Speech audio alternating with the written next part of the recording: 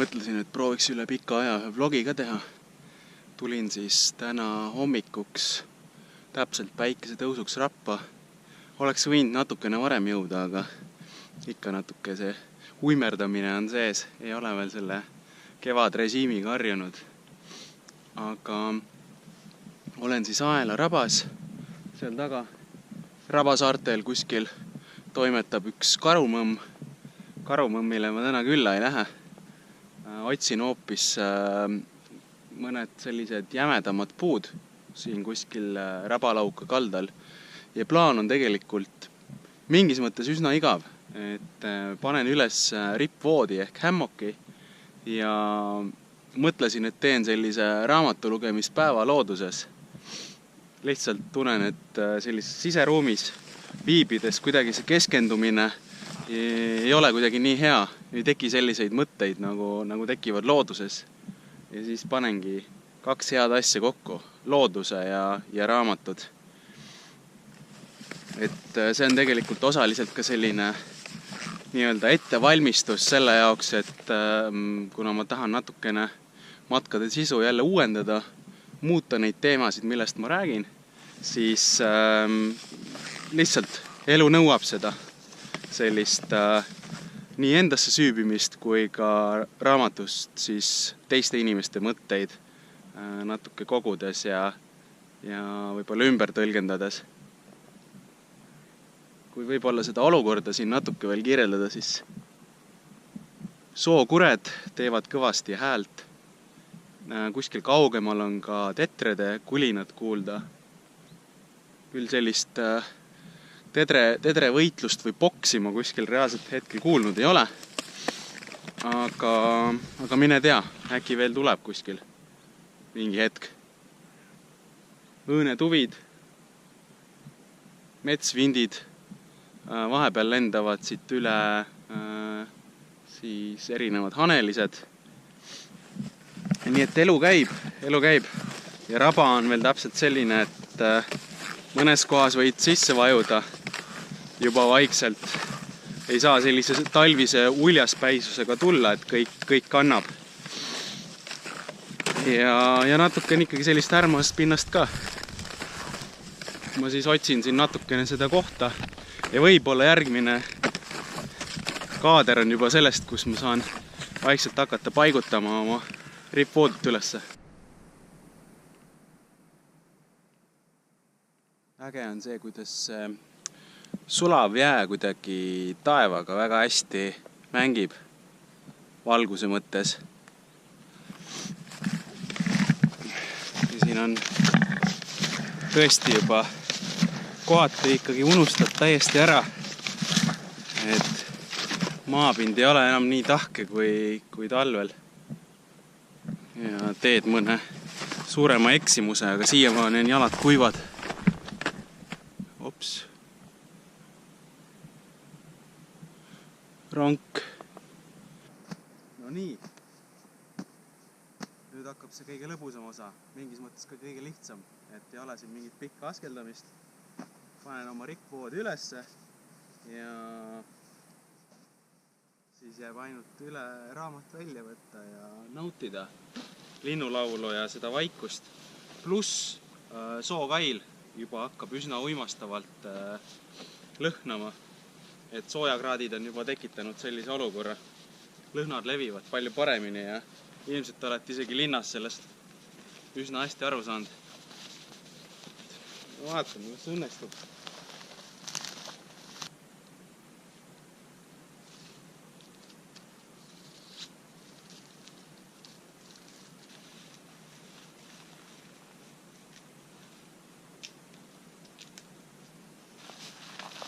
Võib-olla on puude vahe liiga pikk, aga ega kui ei proovi, siis ei saa teada.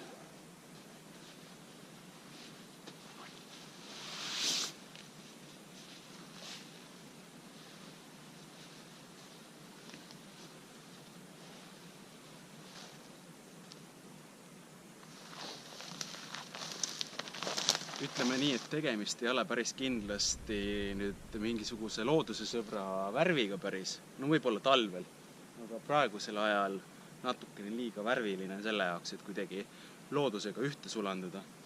Et selles värvilises plaanis ma kindlasti mõlgutan mõtteid selle asja nii-öelda ümbervahetamiseks just sellisesse tooni, mis sulaks selle ümbruskonnaga väga hästi kokku. Nii, tegin siis väikese tuunimise vahepeal. Tõssin seda poolt natukene kõrgemaks. See tagab mul selle, et ta oleks rohkem niimoodi tasakaalus. Muidu lihtsalt oli see olukord, kus seal oli kõrgem ja niimoodi oleks ma lugenud oma raamatut Jalad taeva poole. Natuke rohkem tasakaalu.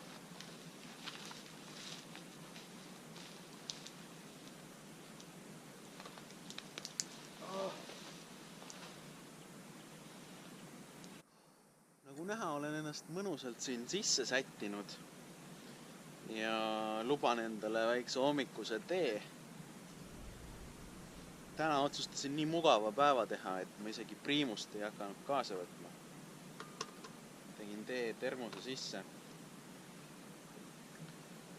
Ja natukene võib-olla veel täpsemalt valgustada seda, et miks ma sihukese mõtte peale üldse tulin. Tegelikult kodus tundsin seda, et kuidagi ütleme niimoodi, et see kuidagi segavaid faktoreid oli minu jaoks nagu päris palju, mis häirisid lugemist. Ja ma isegi ei pea silmas seda, et mingisugused helid või telefonikõned kuidagi häiriks mu lugemist, vaid ma tajun seda, et ma olen oluliselt ärevam selles nii-öelda oma kodukeskkonnas. Ehk siis ikkagi mõte on seal, et mis sul on vaja järgmiseks teha, kellele on vaja helistada, kellele on vaja mingisugune meil saata. Kogu aeg sellised mõtted lihtsalt tiirlevad peas. Ja ilmselt ma ei ole väga oskuslikult suutnud ennast ka seal keskkonnas siis kuidagi välja lülitada või hoida eemale sellisest võib-olla kasutust mõttetegevusest. Ja nüüd, kui ma tulen loodusesse, siis ma tean, et ma olen siin, ma loen, ma ei hakka siit kuskile minema ja kuidagi keha alateadlikult tunneb, et tal ei olegi vaja, ütleme siis, ajul ei ole vaja oma ressurssi kulutada mingisuguste mõtete peale, mis jäävad siit looduskeskkonnast ja minu sellisest süvamõtetest kuskile kaugemale. Ja see võimaldabki mul kuidagi rohkem keskenduda just lugemisele ja ma tunnen, et selle lugemise efektiivsus on kuidagi, ütleme, selle mõju on hoopis võimsam. Ja ma pean silmas seda, et kui ma loen teksti, siis ma tunnen, et ma loen seda palju sügavama mõttega ja mul tekib kuidagi palju elavam selline kujutlusvõime. Kui ma midagi loen, siis mul läbi selle lugemise tekib juba nii palju uusi mõtteid. Ja kui ma võrdlen seda lugemisega koduses keskkonnas, siis seal ma pigem omandan lihtsalt informatsiooni. Seda, mis on kirjas, aga et mul tekib kuidagi seal palju vähem selliseid uusi ideid läbi oma selliste sisemiste peegelduste. Ja kui rääkida nendest raamatutest, siis minu arust mul nende raamatute lugemisega on täpselt samamoodi nagu nende mõtete hüplikkusega looduses. Mul on täna kaasas 2 raamatut. Ja tegelikult ma arvan, neid raamatuid, mis mul on pooleli, on kuskil 10. Nii et ma loen neid täpselt samamoodi, et ma loen mingi peatüki ühest raamatust, siis peatüki järgmisest raamatust. Mul tekib mingi uus mõte, ma olen raamatu kokku, võtan veel 3. raamatu. Ja niimoodi ma hüplen siis täiesti kaootiliselt.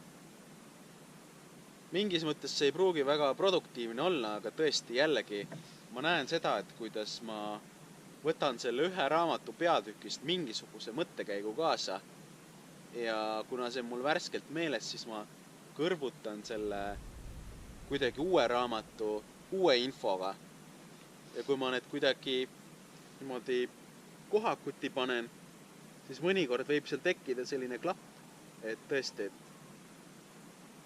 need raamatute mõtted minu jaoks kuidagi sulanduvad mingil hetkel kokku ja mul tekibki täiesti kuidagi uus selline pusletükk, mis jälle kuidagi muudab minu maailma mingis mõttes nagu lahti mõtestatumaks. Nagu näha, siis mingis mõttes see valgus on umbes sama, mis hommikul või võib-olla isegi natukene õrnem juba, aga aeg on lihtsalt teine. Päike hakkab juba vaikselt loojumise peale mõtlema ja minuga on selline lugu, et nälg hakkab mind koju ajama. Mõtlesin, et tulen võib-olla pooleks päevaks või nii ja eriti palju süüa kaasa ei võtnud, nii et nüüd on kell juba 7:30 saamas õhtul ja tunnen, et hea meelega võiks juba homseni isegi jääda, aga paraku lihtsalt organism nõuab süüa ja ma teen selle otsuse, et ma lähen ikkagi koju. Nüüd, mida ma selle päeva jooksul siin tegin, siis kõigepealt ma lõpetasin ühe raamatu ära. See oli siis Valden ehk Elu metsas, Henry David Thoreau. Sealt sain mõned huvitavad mõtted. Kuigi mulle selline kirjeldav raamat väga palju võib-olla üldjoontes huvi ei paku, siis sellest raamatust lihtsalt ma noppisin nüüd mõned üksikud sellised metafoorid looduse kohta välja, sellised huvitavad mõttekäigud enda jaoks. Nüüd see teine raamat, mis mul kaasas oli, Sebastian Junger Tribe ehk siis eesti keeles hõim. Et see raamat kuidagi kõnetab mind palju rohkem. Ilmselt sellepärast, et seal räägib hästi palju inimloomusest. Ma pakin praegu selle asja kokku siin ja siis vaatame, et kas mul õnnestub siit ka sama edukalt auto juurde tagasi pääseda, nagu mul õnnestus siis hommikul üle külmunud pinnase siia tulla. Võib-olla kukun põlvini sisse ka, ega seda ei tea. Natuke filosoofiline on. Vaatan, et kaamera aku hakkab ka tühjaks saama, et ongi viimane aeg oma mula kokku võtta. 14 tundi sain siis siin omaette olla. Ega ma väga palju ringi ei liikunudki. Hommikul ainult tegin mõned fotod ja siis seadsin oma rippvoodi ülesse. Ja lugesin raamatut, tegin natuke märkmeid. Minu arust looduses sellise, vähemalt enda jaoks sellise loomingulise töö tegemisega on alati see asi, et kui sa siin ära käid, siis esimese hooga võib tekkida tunne, et justkui ei saanudki midagi tehtud. Aga minu arust see kasu hakkab alles hiljem välja tulema. Et justkui mingi seeme oleks nüüd pandud mulda kasvama ja see tõeline lõpptulem alles selgub. Ja üks huvitav tähelepanek on veel, et rabas on äkitselt on hästi vaikseks jäänud. Kui ma hommikul tulin, siis oli sarnane vaikus ja selle vaikuse nii-öelda rüpes siis liiguvad ka rändlinnud ja üldse kuidagi see elu hakkab rohkem pihta. Kui ma hommikul tulin, elu käis, oli kuulda tetresid, sookurgesid, erinevaid hanelisi, laglesid ja päeva peale tõusis tuul ja kuidagi kõik need hääled kadusid ära. Selline üsna passiivne periood. Ja nüüd õhtul tunnen jälle, et tuul on vaikseks jäänud ja maastik on kuidagi võtnud sellise hoopis teistsuguse hingamise. Näitan siin natuke seda vaatepilti ka. Et hommikul võiks öelda, et raba nii märg ei olnud. Aga päev on teinud oma töö ja päris harjumatu on täiesti sellist jäävaba vett isegi näha, ma peaks ütlema. Pole nii ammu näinud. Ja samas on hästi huvitav, et seal eespool on ka näha, et see viimane jääkiht on selline hästi tume sinine või kohati isegi peaaegu selline kergelt pruunika varjundiga. See mängib valguse käes kuidagi väga ägedalt. Mis puudu on veel see rabalõhn. Päris õiget seda ei ole veel kätte saanud, kuigi ma seal sookailu puhmaste sees pikutasin, siis tegelikult seal ikkagi veel päris seda õiget lõhna ei olnud. Aga siin on näha nüüd seda. Tegelikult kui järsud on need mõned laukad ja teiseks seda jääd on päris huvitav. Võib-olla saan siit isegi mõne huvitava sellise kaadri. Vot. Aga ei midagi. Ma arvan, et tänaseks kõik saigi selline poolfilosoofiline vlogi, aga küll nüüd aktiivsemad tulevad kevade poole.